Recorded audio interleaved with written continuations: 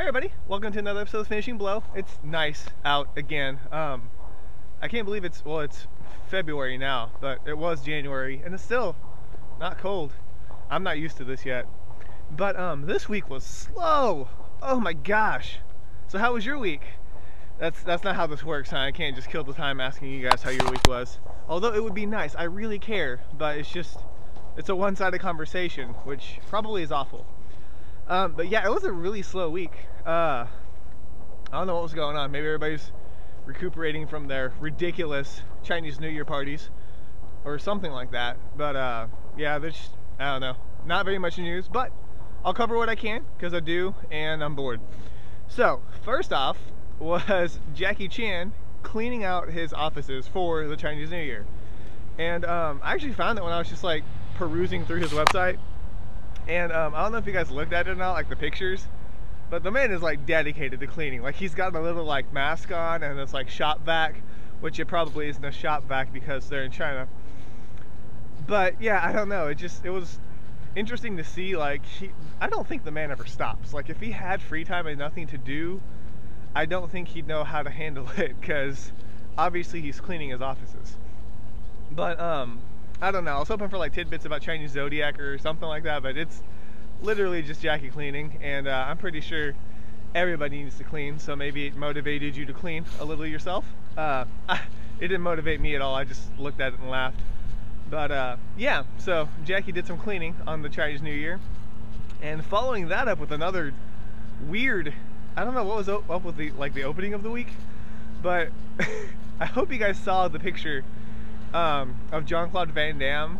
I don't know, I really don't know what that is. Like I found it on Twitch, and Todd Brown actually got it sent to him from Jean-Claude Van Damme's like representatives, I guess. It's a picture of Jean-Claude Van Damme like doing a jump kick, and then there's just like this tiger running beneath him. Obviously Photoshop, not real, but like it doesn't make any sense. Like I don't get it. I don't know why he's jumping and kicking and why there's a tiger. Because if you actually read the email that they got, Wind, come on Wind, I don't have time for you. If you actually read the email, it's like people have been wondering when Jean-Claude Van Damme will be coming to their part of the world, and follow us on Twitter and Facebook and you'll win. That's how much the world cares about it. But yeah, pretty much if you follow them, they're gonna have some announcement. And that's all it is. It's just a picture, Jean-Claude Van Damme, and a tiger, and that message. So Todd Brown's confused, I'm confused, so I wanted to share with you guys, confuse you guys, because I thought it was hilarious. But check it out, if you haven't seen it, the picture itself is just priceless. So, moving on from there, thankfully, Manny posted a video, because the week was starting off with like just a terrible stumble. But yes, Manny posted Those Who Go to Hell, Part 3, and it's awesome. If you haven't seen it yet, hopefully you have. If you haven't seen it, watch the first 2 parts because it is a series. And so there is a lot of story that goes on to it. But again, like they say that it's like a rough cut and there's really no signs of it from what you could tell. Like I mean the audio is a little echoey sometimes, but they might have done that on purpose. Because I mean if it was me, I would just say everything was for artistic purposes. They'd be like, why is there no color? I'd be like, you know. You can't say you can't afford color, so it was for artistic. Okay, that one probably was actually for artistic purposes, but you get the point. They could just be like, well, why was that left out? Be like, oh, you know, thought-provoking. But anyways, it's a good part of the series. I think there's a lot of solid action to it. Sean and Keith fight with like traditional kung fu styles, which is pretty sweet. Manny tears up a dude just because he's beastly, and hopefully, I don't think Manny watches this, but if he does, he'll hear it, and I can probably tell to him anyways, but he has like this crazy Mexican guy look down really good, especially in that part. I forgot exactly what part it was, but he looks up and he just looks crazy, and then in Loco, he does it again. He looks crazy, so congrats on that. I hope that's just acting. If it's not, I will be terrified when I meet you. Okay, so I'm gonna end that one on that positive note. What happened after that? Okay, so the next one, back to Downerville. Wind? Really? Alright, you guys are just gonna have to deal with seeing me head on, because the wind is ridiculous. Yeah, so the next one after that was well, how would you say it? Like, it was Brandon Lee's birthday if he was still alive. So I guess it would be like a remembrance of Brandon Lee. And, all right, Wynn's gone. You can look from the side now so you don't have to see my face full on. I don't know how much you guys are gonna like this or not. I posted it, he would have been 47, so he's still really young, especially he was young when he passed away. I don't think I've seen a Brandon Lee movie. And yeah, I'll just give it time, let it soak in. That includes The Crow. I have not seen The Crow.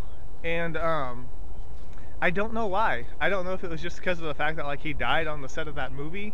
That makes me like uncomfortable watching it, but I've heard good stuff. And I didn't post it, I read this in the article because I figured, you know, I wanted to like pay my respects to Brandon Lee. Because obviously, even though I haven't seen him, I've heard he's a great actor and a talented martial artist, so I'm not taking anything away from him. And I'll be like, by the way, I haven't seen The Crow, because then that would take away from his article. But I haven't. So, I don't know. Should I review it? Should I watch it and review it with a fresh pair of eyes and see what it looks like? Or am I just going to get slaughtered for not seeing it the way everybody else saw it, like one of those nostalgia movies? I don't know. Let me know, because I'm kind of getting desperate for reviews, but we'll talk about that later. Yeah, so Brandon Lee, 47th birthday was this week. I'm sure a lot of people will still have him remembered. Sounds like was an amazing guy. So, all right, yeah, I'm not good with people passing away. Don't ever let me speak at a funeral, because I won't know what to say. All right, moving on. Lastly, viral factor again. Can you believe it? I can because I wrote it. It was interesting though, like the last couple times I've written about the viral factor is because it like spurs something that I want to talk about. And with this one, I think they were being really shady about the wording of it. They're like, oh, it's top 5 Chinese foreign film that wasn't by a studio that made it in the box office for this year. Yeah, it's the 5th week of the year, and I'm pretty sure not that many Chinese movies came out. But still, given that, I'll let them have their little celebration. But if it is successful, say it actually made it, you know, very well, like later on in the year, it's still one of the higher grossing films. Do you think that would affect like future films, like say The Raid? Like I was thinking, like the viral factor comes out, it does well, The Raid's getting a lot of hype, it may have a bigger limited release, say it does phenomenal. What do you think? What do you think about like Chinese Zodiac, or maybe some of these other Chinese films coming to the States sooner, or even coming to the theaters instead of going straight to DVD? I think it's a possibility, which gets me excited. But I don't know, maybe I'm just being optimistic, you know, because I hate waiting like 2 years, 3 years for a movie. Like that's why I import a bunch of the films that I really want. I'll just get them as soon as they come out in China, because there's no point. You know, those are already subbed, and if you have the right region, you don't have to worry. But I don't, it'd be nice, you know. I would totally support films when they come to the States. I try to as much as I can, you know. I'm not a millionaire, but wind, stop. Yeah, so I don't have a crap ton of money, but if I do have some money, I try to support those companies that are working hard to bring movies to the States. So anyways, feel free to sound off if you think I'm being too optimistic, or if you think there actually is a shift in maybe foreign films coming to the States. I'd be interested in knowing. All right, lastly, I did a review, and I did it on Millionaires Express, or Shanghai Express, depending on what they called it and where you live. I'm not really going to say too much about the review itself, besides the fact that, like, I forgot a lot of that film. And I didn't say this in the review, but that scene where Sammo is, like, dressed half naked and has a mop on his head and they make him dance, that's uncomfortable, even now. It's so awkward. But anyways, the things Sammo did to get laughs and for his audience, gotta give him props for that. But, like I said, I'm looking for movies to review. I'm kind of like digging through my own collection, trying to see like what I can review. Like, ooh, I haven't seen this yet, or ooh, I like this movie. So if you have any suggestions, let me know. I want to go back to like current films, I think. There's a couple that I had thought about getting. Obviously I just watched like Abduction, and I talked about Haywire last week, so part of me is just trying to get that out of my system and then go back to watching maybe possibly bad films. But if you guys have any suggestions, whether they're new or old, I'll try my best. If I can get a hold of it, obviously I will.